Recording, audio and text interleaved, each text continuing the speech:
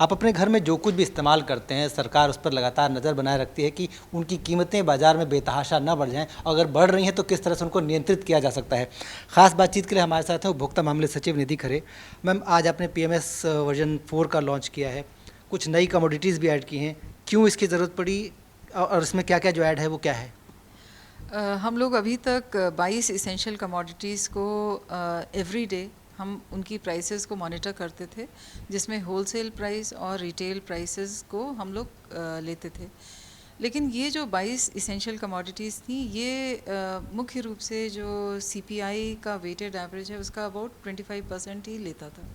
हम लोगों ने सोचा कि इसको और ब्रॉड बेस करें और इसमें सामान्य हाउस होल्ड में जो अन्य सामग्रियां हैं जिनको कि साधारण लोग यूज़ करते हैं अपने एवरीडे खाना बनाने में, उन्हें भी हम इसमें यूज़ करें, ताकि हम ये जो महंगाई का पर्टिकुलरली जो फूड इन्फ्लेशन के इश्यूज़ हैं उस पर हम एक निगरानी रख सकें। तो इसमें हमने अब 5 मसाले जैसे कि हल्दी, जीरा, नमक, मिर्च, धनिया, इन सब को हमने शामिल किया। एक काली मिर्च को शामिल किया, एक फल को हमने शामिल किया जो कि केला है। इसी प्रकार से बेसन, मैदा, सूजी, ये भी सामान्यतः लोग यूज़ करते हैं।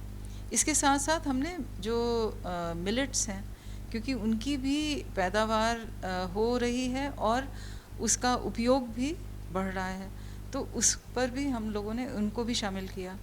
घी को भी शामिल किया, मक्खन को भी शामिल किया। तो हम ये देखना चाह रहे हैं कि ये जो निगरानी हम करेंगे प्रतिदिन इन सामग्रियों की, तो हम ज़्यादा बेहतर तरीके से इनके मूल्य स्थिरीकरण में बेहतर कार्य कर सकेंगे। जो मॉनिटरिंग के लिए कमोडिटीज़ हैं, अब वो किस तरह की होंगी? क्या वो खुले बाज़ार में या रिटेल में पैकेज वाली होंगी, या कि जो थोक में मिल रही है सिर्फ वही होंगी? और इंटरवेंशन के लिए क्या हम स्टेबलाइजेशन फंड का इस्तेमाल करेंगे या और भी कोई और तरीके हैं? देखिए, प्राइस स्टेबलाइजेशन फंड तो एक आखिरी मतलब हर तरह से जब सारी बाकी चीज़ें फेल हो जाती हैं तब उसको यूज़ किया जाता है। लेकिन इससे पहले भी हमें एक आभास होना शुरू हो जाता है जब हम प्राइस ट्रेंड्स मॉनिटर करना शुरू करते हैं। इससे ये पता चलता है कुछ हद तक तो सीजनैलिटी के इश्यूज होते हैं, कई बार प्रोडक्शन में कमी आती है, गिरावट आती है। तो क्या सरकार कदम उठा सकती है, किस प्रकार से इंश्योर कर सकती है कि उपभोक्ता को ये सामग्री उपलब्ध भी रहे और उचित दामों में भी उपलब्ध रहे। तो हमारा ये तमाम कदम हम लोग इसमें ले सकेंगे, इंक्लूडिंग अगर प्राइस स्टेबलाइजेशन फंड की भी इसमें आवश्यकता पड़ी तो निश्चित रूप से वो भी करेंगे। लगातार एक त्रैमासिक बैठक होती रहती है, आरबीआई भी आपके इनपुट्स लगातार लेता है। किस तरह से ये जो पूरा इकोसिस्टम है या फिर पूरा इंफॉर्मेशन शेयरिंग है, पॉलिसीज़ को कैसे इफेक्ट करेगी? हमारे विभाग के द्वारा ये जो मॉनिटर किया जाता है प्राइसेस, अभी तक जो 22 इसेंशियल कमोडिटीज़ को कर रहे थे, बहुत सारे लोग एक्चुअली इस पर निर्भर होते हैं। और आरबीआई के साथ भी जो मीटिंग हम लोगों की समय समय पे होती रहती है, उसमें भी इन्हीं आंकड़ों के बेसिस पर हम बहुत सारे अपने फ्यूचर प्रिडिक्टिव एनालिसिस वगैरह भी करते हैं।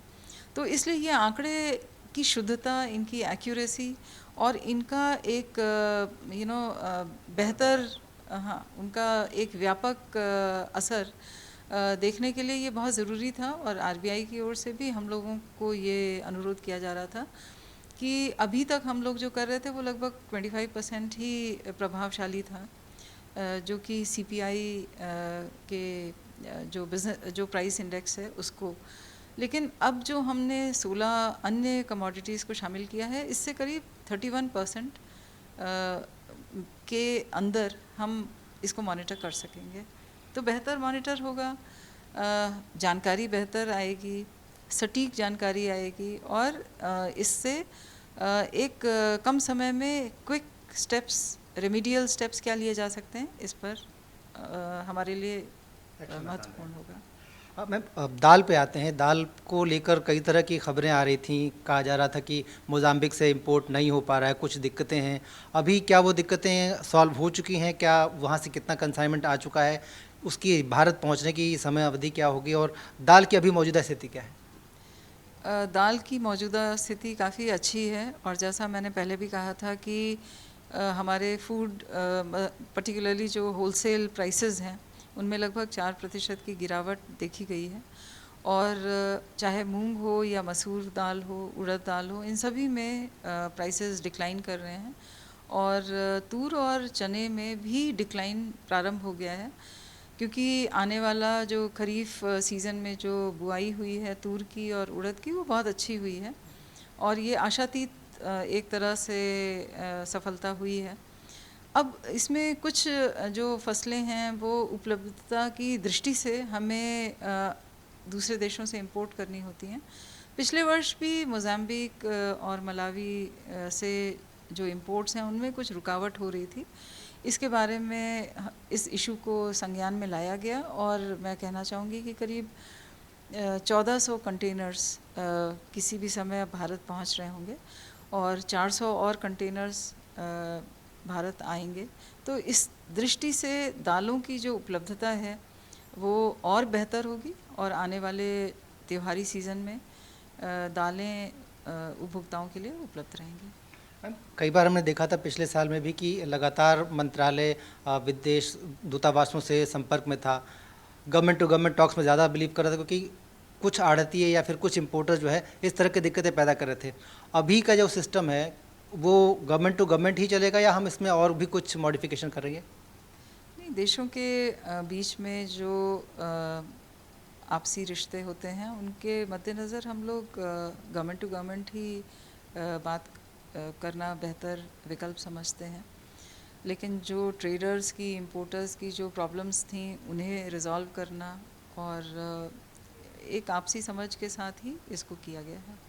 तो हम एक सख्त संदेश समझें कि कोई भी अगर होर्डिंग करना चाहता है, जानबूझ के कुछ कर रहा है, तो उसके लिए सरकार दोनों ही एंड पे तैयार है।